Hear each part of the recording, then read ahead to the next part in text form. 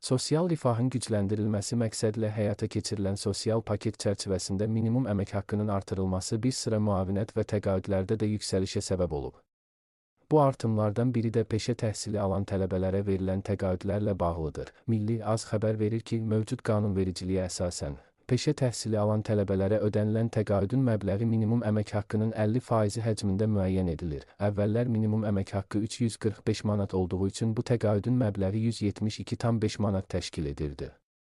Lakin 2024-cü ildə minimum əmək haqqının 400 manata yüksəldilməsi ilə bu göstərici də artıb. Beləliklə, peşə təhsili alan tələbələrə artıq 200 manat məbləğində aylıq təqaüd ödənilir ki, bu da əvvəlki məbləğlə müqayisədə 14% artım deməkdir. Təqaüdlərin artırılması peşə təhsilinə marağın yüksəlməsinə, tələbələrin maddi vəziyyətinin yaxşılaşdırılmasına və onların təhsilə daha çox fokuslanmasına töhfə verəcək. Bu addım eyni zamanda ölkədə peşə təhsilinin inkişafına dəstək olmaqla yanaşı, gələcəkdə ixtisaslı kadrların yetişdirilməsinə müsbət təsir göstərəcək. Bundan əlavə, digər təqaüd və sosial müavinətlərin artırılması ilə bağlı ölkə başçısının tapşırığına uyğun olaraq Nazirlər Kabineti mart ayının ikinci yarısında müvafiq təklifləri təqdim edəcək.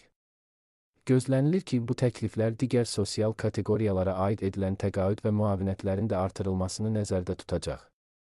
Dövlətin həyata keçirdiyi bu sosial dəstək tədbirləri vətəndaşların rifah halının yüksəldilməsinə yönəlib və növbəti dövrlərdə bu istiqamətdə daha geniş addımların atılması gözlənilir.